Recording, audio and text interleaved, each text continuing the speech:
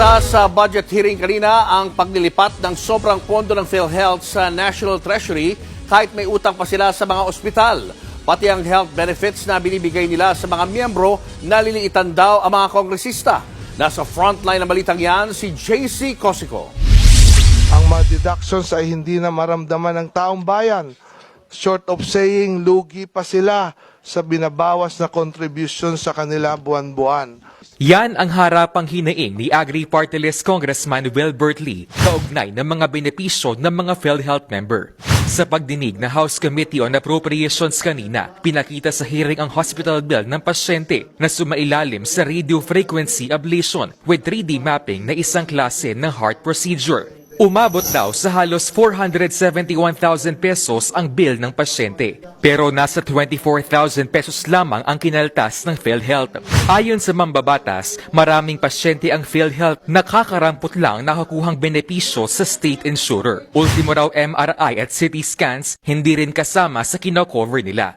Kaya panawagan niya, dagdagan ng 30% ang benefit packages ng PhilHealth sa lalong madaling panahon. Kung di raw ito mangyayari, babala ni Lee. Pag hindi po ito nangyari, Madam Chair, I will be left with no choice, Madam Chair, but to move to defer the budget allocation of the DOH for the year 2025. Sabi naman ng PhilHealth, patuloy ang pagre-review nila sa kanilang mga benefit package. Katunayan, asahan na raw natataas ng 30 hanggang 50% ang health benefits ng kanilang mga miyembro bago matapos ang taon. We are just asking for a little more patience, sir. There are close to 10,000 case rates in PhilHealth. And we are really trying to cover all.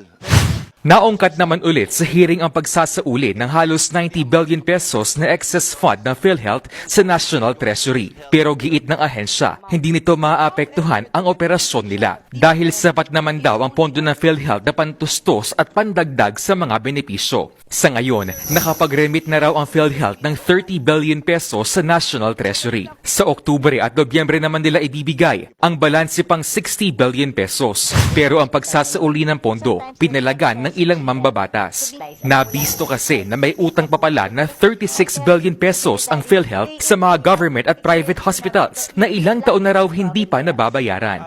I don't really understand bakit namimigay ng pera ang PhilHealth kung marami po siyang utang, aging years. Depensa naman ng PhilHealth, marami raw dyan mga denied at return to hospital claims. Suwestyon naman ni House Committee on Appropriations Chairman at ako Bicol Party List Congressman Elizaldico, baka pwedeng bayaran na ang mga government hospital sa loob ng 30 araw. Total, may bilyong pisong pondo pa naman daw ang state health insurer. Kabilang ang 504 billion pesos na investable fund, bagay na titingnan naman daw ng PhilHealth. Nagbabalita mula sa Frontline, JC Cosico, News 5.